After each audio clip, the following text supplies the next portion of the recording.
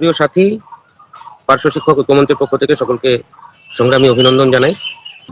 আর একটা নেতা, মুর্শিদাবাদের একজন নেতা, তার অডিও বার্তা আপনারাও শুনেছেন, আমিও শুনেছি। তার বিগত দিনের কার্যকলাপ আমরা প্রত্যেকে জানি, প্রত্যেকে আমরা শুনেছি, প্রত্যেকে আমরা দেখেছি। তাদের যখন সরকার ছিল তিনি 5 পয়সার ভাতা বৃদ্ধি করতে পারেননি পার্শ্ব শিক্ষকদের জন্য। 18 সালে যে ভাতা বৃদ্ধিটা হয়েছিল সেটা আমরা করেছিলাম। তার সেখানে 5 পয়সার কোনো গুরুত্ব ভ্যালু কিছু ছিল না। শুধুমাত্র পার্শ্ব শিক্ষকদের ধোঁকা দিয়ে তিনি এতদিন চালিয়েছেন। শুধু ধোঁকা দিয়ে নয়, পার্শ্ব শিক্ষক ঐক্যমঞ্চের আন্দোলনে একটা কর্মসূচিতে 30 জন, আর একটা কর্মসূচিতে তিনি 11 জনের নামে কেস করেছেন। সেই কেসে আমরা এখনো জড়িয়ে রয়েছি। আমার বিরুদ্ধে 5খানা মামলা তিনি বা তার নেতৃত্বে হয়েছিল। তার অডিও আপনারা শুনেছিলেন, কল্যাণী কাণ্ডে কিভাবে বেধড়ক পেটানো হয়েছিল আমাদের দিদিমণিদের, আমাদের মাস্টারমশাইদের। কিভাবে জামা প্যান্ট ছিঁড়ে দিয়ে পুলিশ আমাদের অত্যাচার করেছিল, তার নেপথ্যে কে ছিল সেটা আমরা সবাই জানি। তিনি আবারও মাথাচাড়া দিয়ে উঠছেন। আমি তাকে পরিষ্কার করে বলে দিতে চাই, যদি মনে করেন হুমকি তো হুমকি, যদি মনে করেন তো ধমকি তো ধমকি। কল্যাণী কাণ্ডের বদলা এখনো পর্যন্ত নিইনি। মানে নেব না এটা নয়। যদি বেশি বাড়াবাড়ি করে, উনি আমাদের 11 জন আর 30 জনের নামে কেস দিয়েছেন। সংখ্যাটা কিন্তু অনেক বেড়ে যেতে পারে।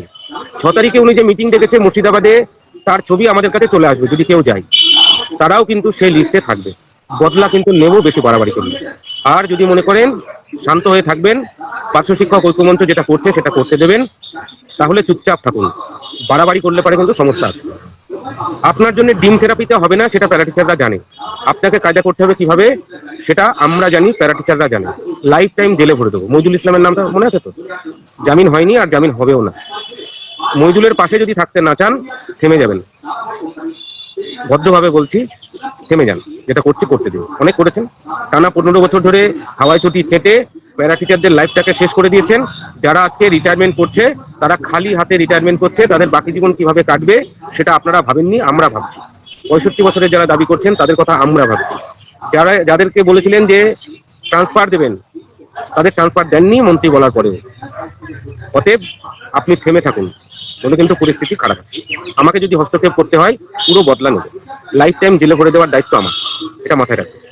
আর যারা ওনার মিটিংয়ে যাবেন, যেতে পারেন, আমি না করার কেউ নই, আমি আপনাকে না করবো না। ছবিটা যদি আমার কাছে আসে, এবং আসবে, নিশ্চিত থাকুন, তাহলে কিন্তু আগামী দিনে অন্যরকম হতে পারে। আমি চাই না কোনো পার্শ্ব শিক্ষকের ক্ষতি হোক গোটা বাংলা জুড়ে। কোনো পার্শ্ব শিক্ষকের আমি ক্ষতি চাই না। কিন্তু যারা কাটিবাজি করবে তাদেরকে হাম লোক নাই ছোড়েঙ্গে, এটা মাথায় রাখবেন।